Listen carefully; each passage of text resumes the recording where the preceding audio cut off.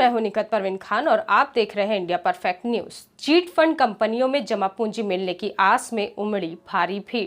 भूपेश सरकार ने chit fund company में जमा रकम की वापसी की जगाई आस। फॉर्म जमा करने की तारीख बढ़ी, 20 अगस्त तक जमा कर सकेंगे फॉर्म।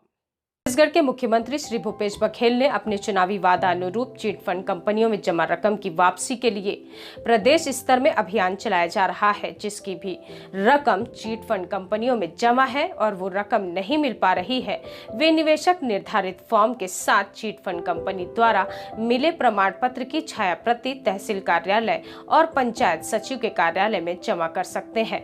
रकम वापसी के लिए आवेदन देने वालों की बढ़ती हुई भारी भीड़ को देखते हुए आवेदन फॉर्म जमा करने की अंतिम तिथि 20 अगस्त 2021 तक कर दी गई है।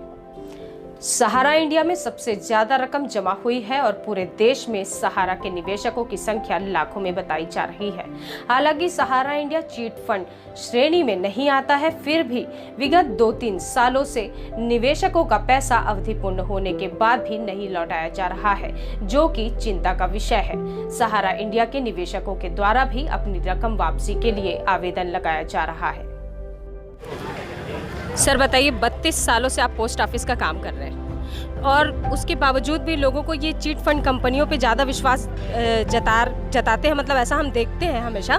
तो सरकार की जो योजनाएं हैं, सरकार की जो स्कीम है, उस पर लोग क्यों विश्वास नहीं जताते? मैं 1988 से है हम पोस्ट ऑफिस का काम कर रहे हैं। जहाँ तक मैं देखा हूँ कि जो चिटफंड कंपनियों में जो भोले वाले किसान हैं, मजदूर हैं, व्यापारी हैं, इनका इन्वेस्टमेंट करने का मुख्य कारण ये होता है कि जो चिटफंड कंपनियां रहती हैं, या तो वो उनके जो एजेंट बनाती हैं, तो सबसे पहले उनको ये बोलती है कि आप अपने रिश्तेदारों को, अपने परिचित को इसमें इन्वेस्टमेंट करवाओ। क्योंकि परिचय वाला किसी के दरवाजे पे जाता है तो उनको मना करते नहीं बनता।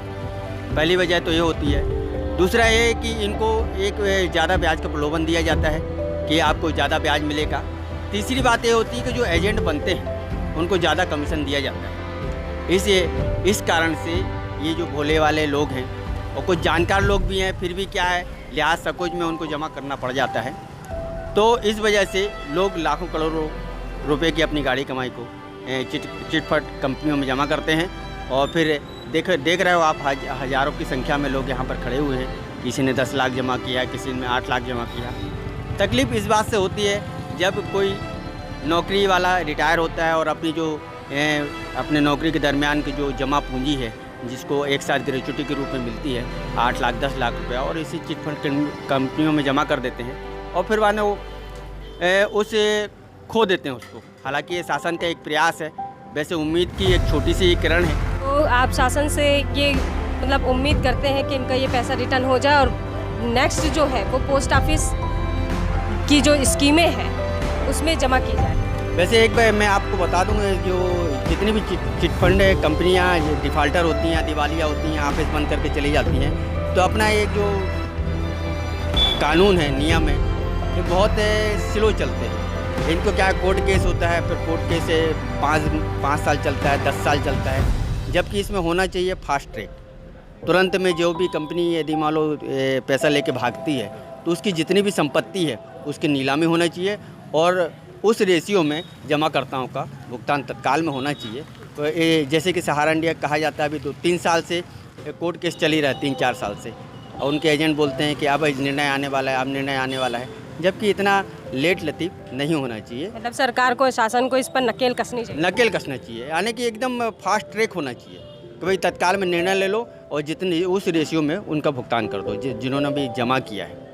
ऐसा एक कोड होना चाहिए, ऐसी एक गाइडलाइन होना चाहिए कि जैसी वो चिट फंड कंपनी डिफ़ाल्टर होती है, तत्काल उसकी जितनी भी संपत्ति है उसको कुर्क कर देना चाहिए और उसका जो पैसा आता है उस परसेंटेज के हिसाब से जमाकर्ताओं को दे देना चाहिए। मेरा ये मानना है। सरकार की योजनाओं को, सरकार की स्कीम को छोड़कर लोग प्राइवेट कंपनियों में अपना पैसा निवेश करते हैं, इन्वेस्टमेंट करते हैं ज़्यादा ब्याज की लालच में। सुझाव है कि जितने भी हैं जमा करता उनको मैं बोलना चाहूँगा कि आप सिर्फ सरकार की योजना में ही पैसा जमा करें। भले उसमें यदि 1% ब्याज कम भी मिलता है, लेकिन आपका पैसा सुरक्षित रहता है। आपने जो मेहनत से कमाया है, अपनी जो गाड़ी कमाई है, उसको ऐसा डूबने ना दें हैं, ब्याज की लालच में ना आए, लोगों के भुलावे में ना आए, भले वो घर का लड़का क्यों ना हो, घर का रिश्तेदार क्यों ना हो, आप उनको बोलें कि भाई सरकारी यदि योजना है तो आप बिल्कुल हम जमा करेंगे। पोस्ट ऑफिस की योजनाएं हैं, बैंक की योजनाएं हैं, भारतीय जीवन बीमा की योजना है, ऐसी अच्छी अच्छी योजनाओं में पैसा जमा करें ताकि आपका पैसा सुरक्षित रहे। पैसा सुरक्षित रखने के लिए सरकार की योजनाओं का लाभ उठाएं और हंसते खेलते मुस्कुराते अपनी ज़िंदगी को खुशहाल बनाएं। इसी के साथ मैं निखत परवीन खान, राजनांदगांव, छत्तीसगढ़।